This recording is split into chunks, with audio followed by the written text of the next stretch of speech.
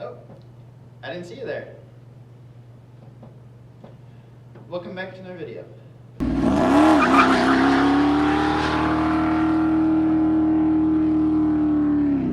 Hello guys, welcome back to another video. Today, I'm going to be giving you guys a quick update on the truck and everything we've been doing to it recently. Putting a lot of work into everything on it so far, and everything's going really well. I'm really excited about it. So we still have a lot more work to do on this truck, so I'm going to give you guys a quick speed run on everything I've done so far up to this point and get you guys caught up on what we've done. So let's get into it. First off, we got the rear drums all done, both sides, new hardware, shoes, kind of cleaned up and painted some stuff. Got new shocks installed at the top, the suspension at full droop. The shocks won't reach the shock mounts, so I have to wait to bolt those on until we put it back on the ground. Currently, I'm waiting on parking brake cables for the rear. I figure while we're in here, we might as well do the parking brake, and because it's a 6,000-pound truck and parking on a hill with just the parking pole, I don't like that idea. So we're gonna fix the parking brake. I have the front parking brake cable, just haven't got it installed yet. I cracked open the rear pumpkin and cleaned everything out really well. Put a new gasket on it, painted the cover, and now we just gotta put fluid in it. Everything in there checked out really good though. We do still need to weld up this broken lower shock mount. We got new drums pressed onto the old hubs with the old wheel studs.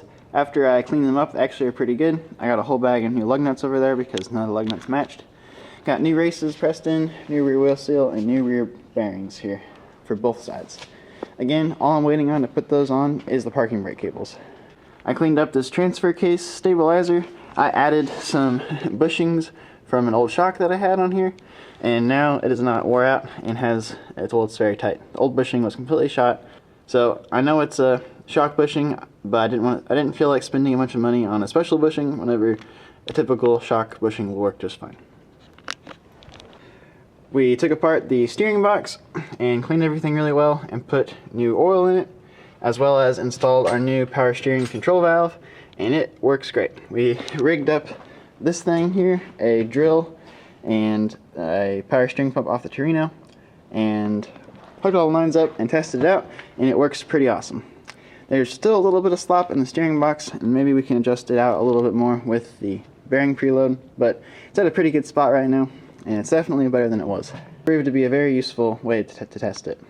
One thing we had to figure out was which way to run these lines, and in typical fashion, they actually really only fit in one way, so if you don't take these two apart off their clamps, they really just bolt up the way they are. The back two on that control valve, the ones closest to the frame, go here. There's a couple diagrams online, but it actually ended up working out pretty well. Got everything bolted back up and clipped into place. I went ahead and cleaned that out pretty well. Need to get a new gasket for it and put the cover back on. I got one new rotor coming, and the other rotor is getting turned. This one is, well, you really shouldn't turn it anymore, I don't think. Got new rubber brake hoses coming, and then I also have new brake lines for the whole truck.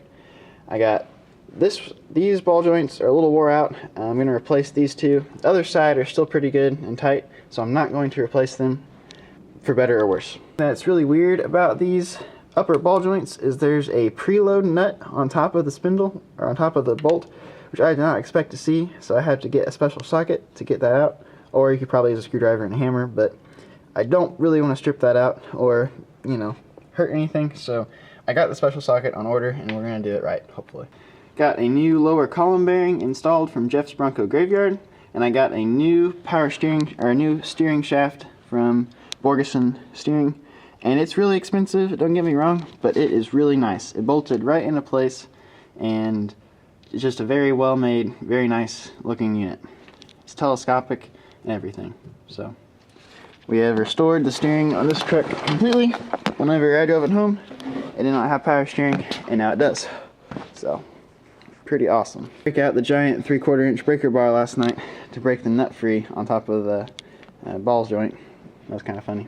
Got the rear drive shaft cleaned up. I put a new U-joint in one side. I did not put any U-joints in the other side because they seemed fine, and they were greasable as well, but that one was shot. I got new U-joints pressed in the center, the middle drive shaft. I only have one more U-joint to do on the front, as well as the axles themselves. So we've been putting in a lot of good work on this truck. Still got a lot more to go, but really it won't be long with the progress and the speed we're making it at. Won't be long and we'll be able to stick that motor back in and maybe go for a test drive. So that's the goal. We got to get this truck done before summer and drive-in opens back up so we can go to the drive-in. Seems like a reasonable goal.